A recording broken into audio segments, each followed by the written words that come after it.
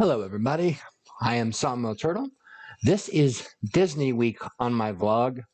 I am going to be recording 7 episodes a day on Saturdays and uploading them one day at a time over the course of the week because Saturdays are the only day that I have to record, like the only day I have time.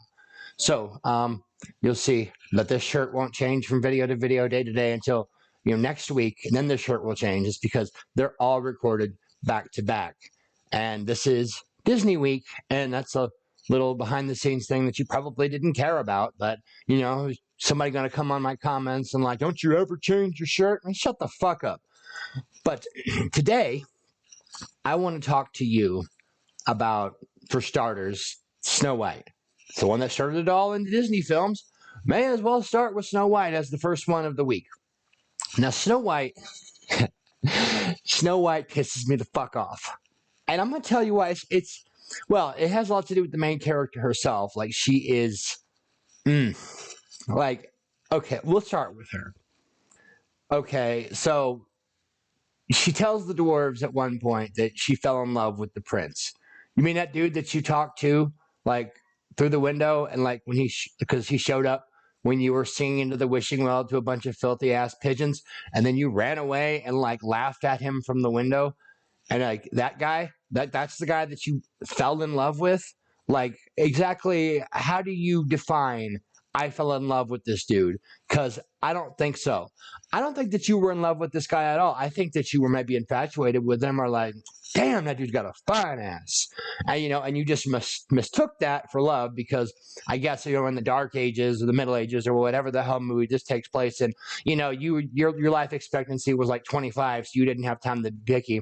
So the first time, that you look at a guy and he gets you kind of wet down there, it's just like, yeah, that's about as close as love as I'm going to get in my lifetime. I don't have time to dick around with this. I don't have time to play games. So I'm just going to go ahead and call it love. I mean, he does it for me, so that's good enough for me. Ding. Yeah, okay. So you're going to tell the dwarves that you fell in love with this guy. Okay. With that in mind, I kind of understand that because, it's like, well, I don't really have time to be picky and choosy. Okay. But the part where she like goes into their house when they're not home. She was an outcast. I kind of understand she was seeking refuge. Then she cleans the house. That's very nice of her.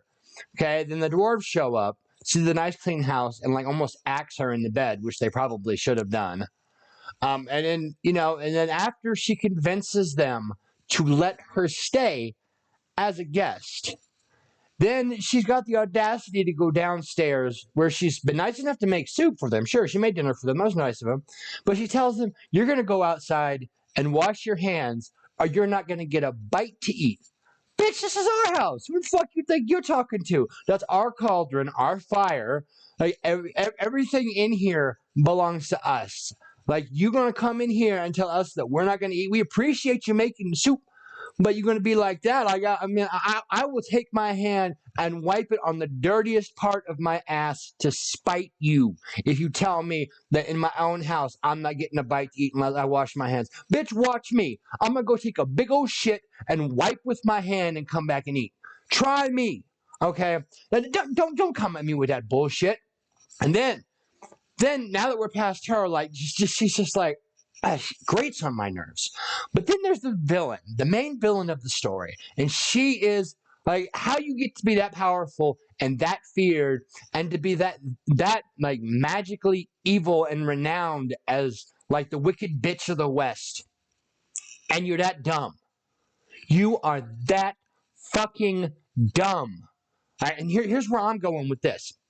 Okay, she decides, hey, this magic mirror that I got on the wall gonna come out and tell me, yeah, that hoe over there prettier than you. Like, what? Oh, hell no. Ain't no bitch up in my house gonna be prettier than me. Ain't nobody in this whole goddamn kingdom gonna be prettier than me. I'm gonna kill that bitch. No. I'm not gonna kill her. I'm gonna send somebody else to do the dirty work. I'm gonna get this huntsman guy, and I'm going to bring him in here, and I'm going to rely on fear and trust that he's going to do what I tell him to do. So when I tell him to go out into the woods and kill this bitch and bring back her heart in a box, I'm going to trust that the work is done. What? Why make it that complicated? If you're that evil and that feared, ain't nobody going to stand against you. Ain't nobody going to say a word to you. You know what you do?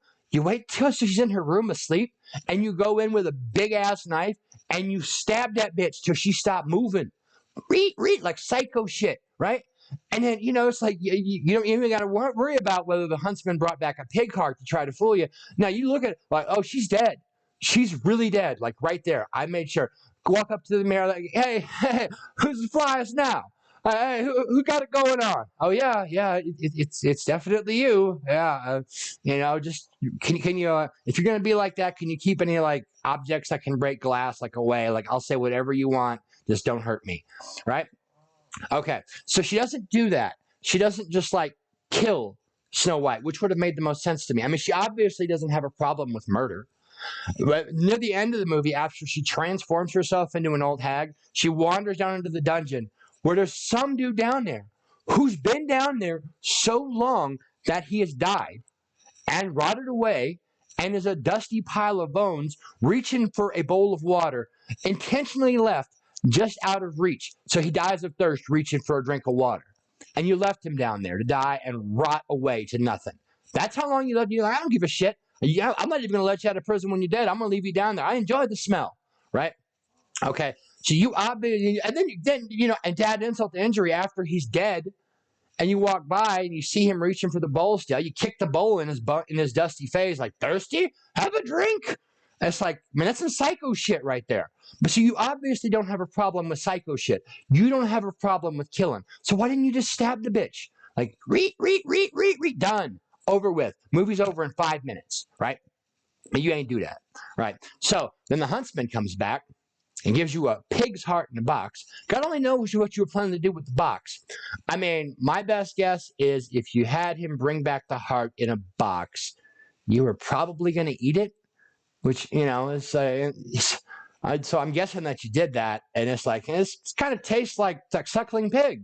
It's kind of tastes like pork. I mean, I would have expected someone who was prettier than me, who's that hot, to not taste quite so much like a pig. Okay. So the huntsman brings back the heart, and then you go to the mirror like, hey, what's up? Oh, yeah, she's still alive. She's over there. Like, yeah, you failed to kill her. Like, you should have done it yourself, but you didn't. And she's still alive. She's over there. Go get her. Okay, so now she's mad. Now she's real mad. And she goes, this is the part that gets me right here. This is the part that really fucking chaps my ass. She goes down and she looks for something that's going to dispatch Snow White. And she goes through her entire, like, her spell book, and she finds the spell for a poison of a sleeping death. Like, it makes you look like you're dead, but you're not really dead. Like, she puts it on this apple, and it's like, everybody will think she's dead, and they'll bury her. Okay, I get the idea that you might want to add insult to injury by having her buried alive, like, as you said, like, multiple times. I get it. Like, it's not enough to kill this bitch. You want her buried alive. Okay, but if she's still alive, even under the ground and just under a spell, wouldn't the mirror still say, yeah, she's buried, but she's still prettier than you? Like, even 6 feet under the ground, she's prettier than you. But she makes this thing to make Snow White fall asleep, and can only be broken by true love's first kiss. See, now that's the deal breaker right there. Like, you don't want anything that's gonna fuck this up. Like, here's what you do. Okay, it's real simple. Since you went ahead and said, I'm gonna forego just stabbing her to death and ending it right there. Now, you know what I'm gonna do is I'm gonna give her some real poison that makes her really dead. It's not gonna make her look like she's dead. She's really dead. Arsenic, cyanide, strychnine, anything like lethal to humans will work.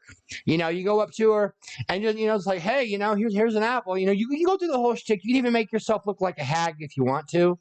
Like, I don't know if that was necessary. Like, if you're gonna go ahead and hunt her down in the house, it's like, approach her in the house when the dwarves aren't home. Like, just go ahead and stab her. Like, she's right there. You don't have to disguise yourself. Just walk up when the dwarves ain't home and just like shank her in the face like 5 or 6 times. Done. Even if she survives, she ain't the prettiest no more because you done like drove your knife into her face like 5 times. Like, hey, mirror, like, she's missing an eye now and like half of her nose. Who's prettiest now? Who got it going on now? Huh? I didn't even have to kill her. I just messed her fucking face up. But okay, so you go up to the house. and you could have like gone as yourself and stabbed her. Okay, but you went as the hag. Okay, you could have gone to the house as the hag and gave her real poison that made her really dead. But time after time after time, every opportunity you had to make this bitch really dead, you ain't do it. No, no, no, no, no, no. You had to make this overly complicated. You had to scheme and plot and do all this stuff. And it's just like, what the hell did you do that for? Like, all you did was made your life more complicated. And meanwhile, the mirror's up in the room while you're not there just laughing at your ass. Like, I can't believe this stupid bitch right here. Like, is she really going through all this? Like, you can't be fucking serious. And it's just like, damn, man. Like everybody in this movie pisses me off. Like the one character that I relate to in the whole movie is Grumpy. Like, you're like, Grumpy ain't take no shit from nobody.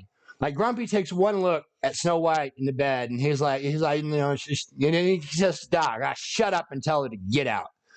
I feel that. Like, I don't know. You get the fuck out of my house. Like, you cleaned the place, great. Okay, you made the soup, great. I really appreciate that. Now get the fuck, get to stepping. Like, kick bricks. This ain't a homeless shelter. This ain't a charity. We're working people around here. Like, we got stuff to do. So, unless you're willing to let us run a dwarf train on you, like we running a train on Snow White. Like, yeah, we're gonna have it going on all night long up in the hut. Like, no, no, no, no, no, no, no, no, no. You got to go. You got to go. Get out. And that's just my take on Snow White. Like, she was just a tad bit bossy and immature and just like grating. And her wicked stepmother failed to kill her when she had so many multiple opportunities that it's just maddening. And it's just like, I would be such a better supervillain than you. Well, I guess, was she a supervillain? Would you classify her as one?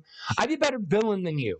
Because when somebody pisses me off, it's just like, yeah, I'm just getting the knife, and we're gonna bury you in the garden, and I'm gonna watch like your decaying body fertilize my azalea plants. Like, I'm gonna know that you're under there rotten because my plants are getting bigger than they've ever been before.